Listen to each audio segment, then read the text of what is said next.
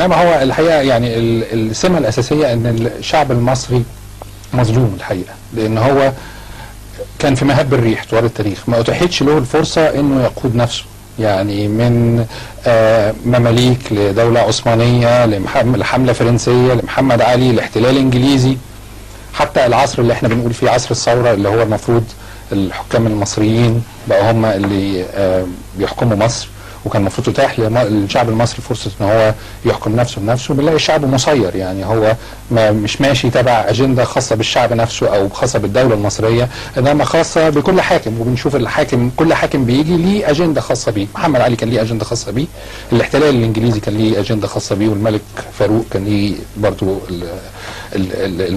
طموحاته اللي هي لا تتفق ولا تتوافق مع الشعب المصري. الاحزاب السياسيه في الفتره الليبراليه صحيح كان في ديمقراطيه، انما لقينا ان الفتره دي برضو انتهت بفساد ومصالح فئويه على حساب مصالح الدوله. الرئيس جمال عبد الناصر في فتره في الاول كان في النهضه الصناعيه وكده، ولكن الاجنده بتاعه القوميه العربيه خير الشعب المصري ليها بقياده جمال عبد الناصر.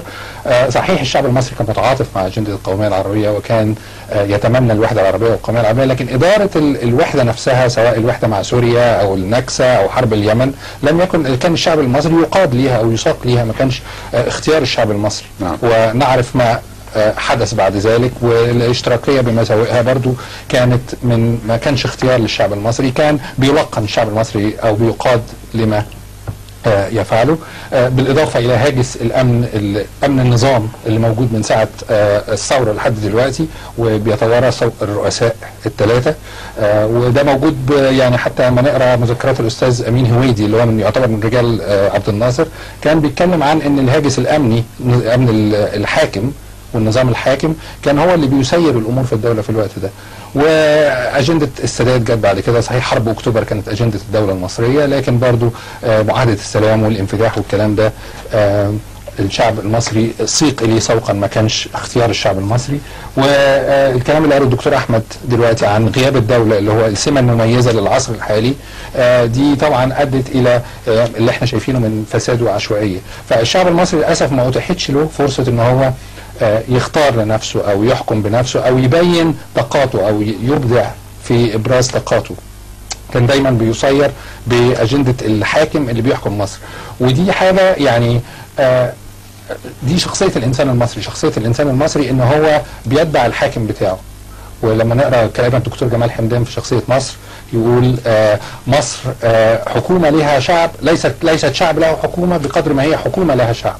يعني الشعب بيتبع الحكومة، وإن كانت زراعيا مصر أقرب إلى المزرعة منها إلى المرعى، إنما سياسيا هي مرعى أقرب منها إلى المزرعة. جميل.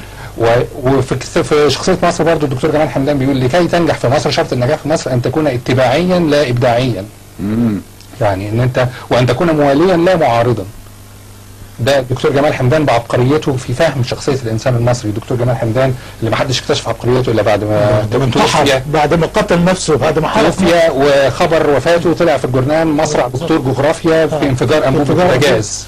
بابور جاز، مش انبوبه بوتاجاز، بابور جاز. كانش عنده حتى وركن صغير كده في الصفحه، وعلى العناوين الرئيسيه الحكومه تشن حمله على تجار الفسيخ. ده في نفس الجورنال، في نفس الجريده. فهو ده موقع العلماء والعلم في مصر. عشان كده ما نستغربش اما نشوف ان مصر مش دوله متقدمه.